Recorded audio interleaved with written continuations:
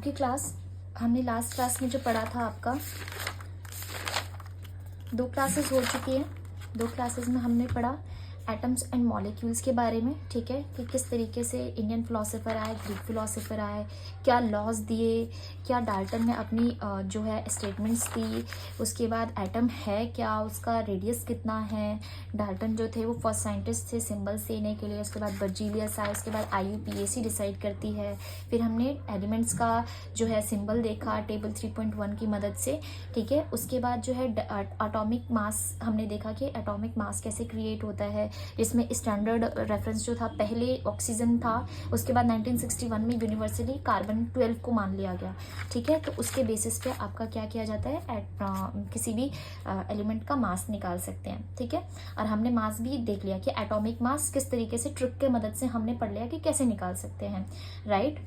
आज हम पढ़ेंगे एटम्स एग्जिस्टेंस, कि एटम का जो एग्जिस्टेंस है वो कैसे है, ठीक है। एटम का एग्जिस्टेंस पढ़ेंगे, मॉलिक्यूल के बारे में पढ़ेंगे, उसके बाद हम देखेंगे कि एटॉमिसिटी क्या होती है, कंपाउंड्स कैसे क्रिएट होते हैं, ठीक है, और जो है आयन क्या है, ठीक है। तो आज हम ये करने वाले हैं। नाउ आ जाओ एटम्स एग्जिस्टेंस, कि एटम का जो एग्जिस्टेंस है वो कैसे है, ठीक है। Atoms of most elements are not able to exist independently. क्या होता है कि एटम जो होते हैं, कई ऐसे एलिमेंट होते हैं जो कि अकेले नहीं रह सकते हैं। जैसे कि एग्जांपल आप देखेंगे नोबल गैसेस, जो नोबल गैस होते हैं ना, helium, neon, argon, xenon, radon, hydrogen, ये सभी गैस जो होते हैं ना आपके नोबल गैसेस है और ये इंडिपेंडेंटली नहीं होते हैं, ठीक है। Atoms form molecules and ions. Atom जो होते हैं, फर्स्ट एग्जिस्टेंस तो यही है कि एटम कभी भी इंडिपेंडेंटली, कई ऐसे एटम हैं जो कि नहीं होते हैं। सेकंड क्या है, एटम जो है वो फॉर्म करते हैं, कैसे फॉर्म करते हैं, मॉलिक्यूल्स में और आयंस में, ये पढ़ेंगे, ठीक है। और जो ये एटम का एग्जिस्टेंस होता है किस तरीके से होता है, दीज मॉलिक्यूल्स और ions aggregate in large numbers to form the matter that we can see, feel और टच। आप देख सकते हैं पानी को हम टच कर सकते हैं, उसको हम फील कर सकते हैं, देख सकते हैं, है ना। तो ये क्या होते हैं, आपस में जुड़ जाते हैं, आपस में क्या हो जाते हैं, जुड़ जाते हैं, और एक बड़ा नंबर का एक क्या बना देते हैं, जुड़ के मैटर बना देते हैं, एक मैटर बना देते हैं। जैसे कि ये मार्कर, हम इसको देख सकते हैं, फील कर सकते हैं और टच भी कर सकते हैं, ठीक है।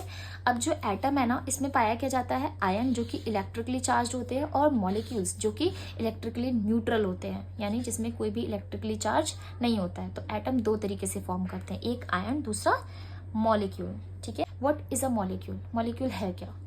मॉलिक्यूल को हम 2 तरीकों से देखते हैं, मॉलिक्यूल्स ऑफ एलिमेंट और मॉलिक्यूल्स ऑफ कंपाउंड। अब इन दोनों में डिफरेंस है क्या है, ये क्वेश्चन पेपर में एग्जाम में आता है, ठीक है, डिफरेंट बताने के लिए कि मॉलिक्यूल्स ऑफ एलिमेंट और मॉलिक्यूल्स ऑफ कंपाउंड में डिफरेंस है क्या।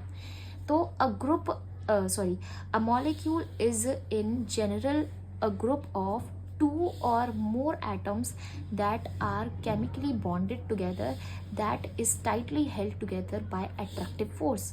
सबसे पहले तो मॉलिक्यूल है क्या, तो मॉलिक्यूल क्या होता है, ये एलिमेंट जो होते हैं मिक्स होके इतने टाइटली बॉन्ड बना लेते हैं आपस में, इतने अट्रैक्टिव फोर्सेस होते हैं इनके बीच में कि आपस में क्या हो जाते हैं, एक केमिकल रिएक्शन बना देते हैं, ठीक है। उसी को हम क्या कहते हैं, मॉलिक्यूल कहते हैं।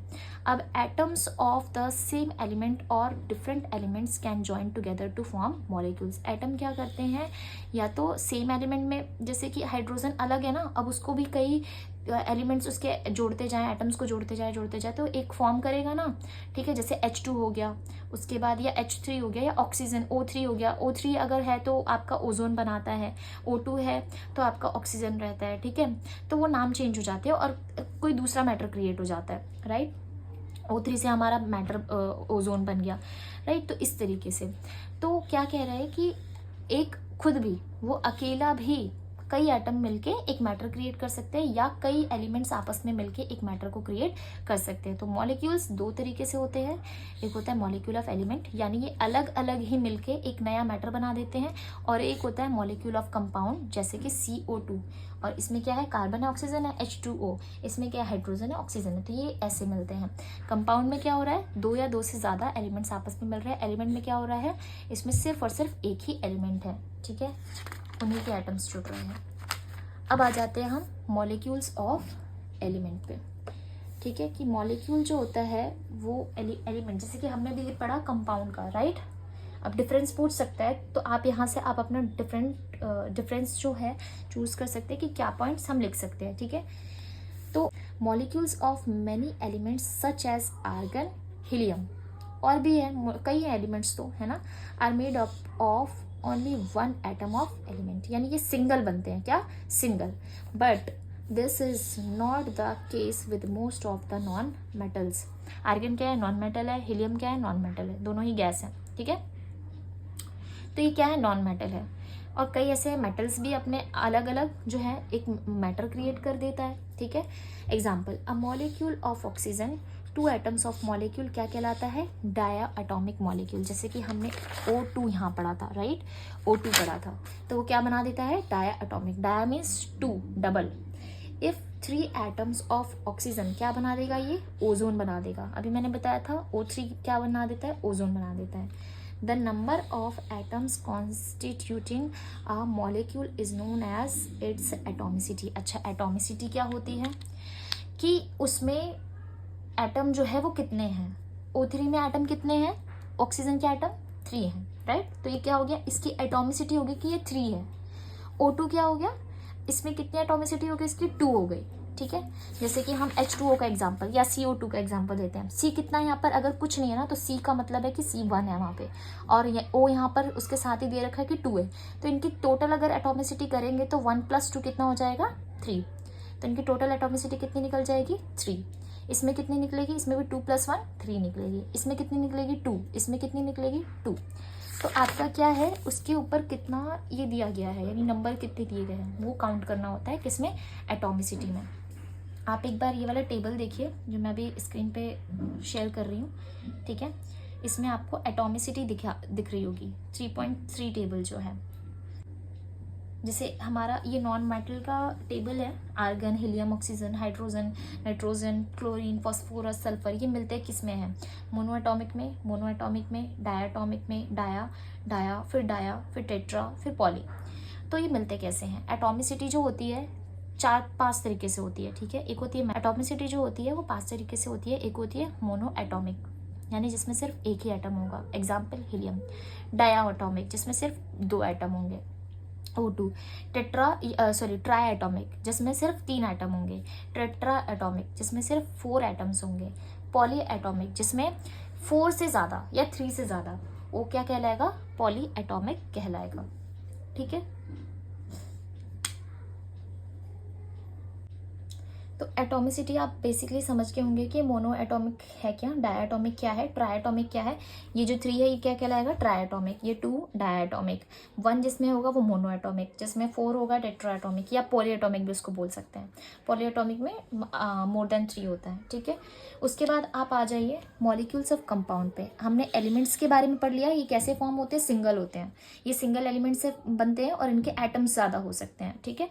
मॉलिक्यूल्स ऑफ कंपाउंड में कई एलिमेंट्स मिलके बनते हैं, जैसे कि वाटर आपका कैसे बनता है, H2O, hydrogen plus oxygen. Ammonia कैसे बनता है, NH3, nitrogen plus hydrogen. Carbon dioxide कैसे बनता है, CO2, कार्बन और ऑक्सीजन। अब इनका रेशियो कैसे रहता है, बाय मास। हमने अभी पढ़ा था कि जो हाइड्रोजन और ऑक्सीजन है वाटर बनाने के लिए उनको किस रेशियो में होना है, 1:8। नाइट्रोजन हाइड्रोजन है उनको किस रेशियो में होना है, 14:3। कार्बन ऑक्सीजन है उनको किस रेशियो में होना है, 3:8। इनको इस तरीके से होना है, ठीक है। एलिमेंट जो है जैसे कि हाइड्रोजन और ऑक्सीजन, ये आपकी एक्टिविटी है 3.2, ये आपकी एक एक्टिविटी है। आपको इसको सिंपलेस्ट रेशियो में लेकर आना है। सिंपलेस्ट रेशियो कैसे लेकर आएंगे, मतलब हमने जो पढ़ा कि H2O, यहाँ पे 2 क्यों आया और O पे 1 क्यों आया, ठीक है, ये आया कैसे, तो हम ये ऐसे ही निकालेंगे। जैसे ये रेशियो बाय मास दे रखा है ना, तो यहाँ पर क्या करना है, रेशियो बाय मास हाइड्रोजन का कितना रहता है 1 रहता है और ऑक्सीजन का कितना रहता है 8 रहता है। इनके एटॉमिक मास कैसे होते हैं, ठीक है, एटॉमिक मास हाइड्रोजन का 1 रहता है और ऑक्सीजन का क्या रहता है 16 रहता है, ठीक है। तो आपको क्या करना है, इसको इससे डिवाइड करना है, राइट। फर्स्ट वाले कॉलम को सेकंड वाले कॉलम से डिवाइड कर देना है, आपका क्या निकल के आ जाएगा, सिंपलेस्ट रेशियो, ठीक है। जैसे कि मास रेशियो अगर दिया हुआ है, एटॉमिक मास कितना है 1/1 इज इक्वल टू कितना आ जाएगा 1 आ जाएगा, और 8/16 कितना आ जाएगा 1/2 आ जाएगा। अब यहाँ 2 कैसे आया, यहाँ 1 कैसे आएगा, यहाँ देखिए आपने मैथ्स में पढ़ा होगा, इन दोनों को क्या करना है, आपस में इक्वल करना है। क्या करना है, इक्वल। मैथ्स में पढ़ा होगा क्रॉस में मल्टीप्लाई होता है, तो 2 कहाँ चला जाएगा, इसके पास है ना, 2 कहाँ चला जाएगा, इसके पास, तो ये 2 से क्या हो जाएगा, मल्टीप्लाई हो जाएगा, और 2 यहाँ आ गया, तो इस यहाँ क्या बच गया, सिर्फ 1 बच गया, तो यानी 2 इज इक्वल टू 1। तो ऊपर क्या आ जाएगा आपका 2 आ जाएगा, और यहाँ क्या आ जाएगा 1, यानी H कितना है आपका 2 है, और ऑक्सीजन कितना आपका 1 है। दिख रहा है आपको, यहाँ एटॉमिसिटी कितनी है H की 2 है, और ऑक्सीजन की कितनी है 1। तो ये आपको सिंपलेस्ट रेशियो मिल गया, यानी ये वाला रेशियो मिल गया।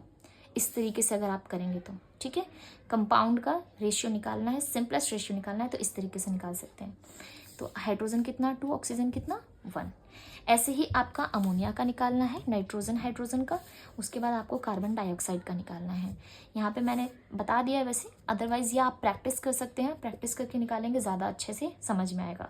जैसे कि देखिए, रेशियो बाय मास नाइट्रोजन कितना 14, हाइड्रोजन कितना 3, रेशियो बाय मास यानी 14:3, यानी ये वाली रेशियो, राइट। उसके बाद आपका जो है एटॉमिक मास उसका कितना होता है, नाइट्रोजन का 14, हाइड्रोजन का कितना 1। मैंने कहा था ये वाला डिवाइडेड बाय ये, 14/14 इज इक्वल टू 1, ये 3 divided by 1 is equal to 3, right. अब ये कितना आ जाएगा 1 आ जाएगा, और यहाँ 1, तो ये तो ऐसे ही आ जाएगा। यहाँ पे 1/2 था इसलिए हमें ये करना पड़ा, यहाँ पे अब डायरेक्टली हमें मिल चुका है, तो 1:1 और 3, नाइट्रोजन कितना 1 और H कितना 3, तो आपका ये आ गया N 1 है, H कितना है 3 है, राइट।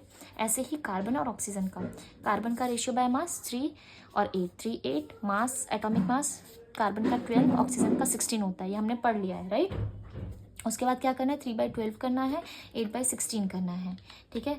तो ये आपस में क्या होंगे, डिवाइड हो जाएंगे, डिवाइड होकर यहाँ पे सही नंबर नहीं आ रहा है, तो आपको क्या करना है 1/4 इज इक्वल टू 1/2, आपस में क्रॉस करो, 2 इज इक्वल टू 4 आ गया। ये आपस में भी फिर से कर सकते हैं, ठीक है। तो ये 2 के टेबल में 1 बार में, और ये 2 के टेबल में 2 बार में, तो 1:2, यानी कार्बन कितना रहेगा 1 रहेगा, और O कितना रहेगा 2 रहेगा।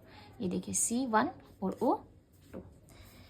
होपफुली आपको ये समझ में आ गया होगा, मॉलिक्यूल्स ऑफ कंपाउंड।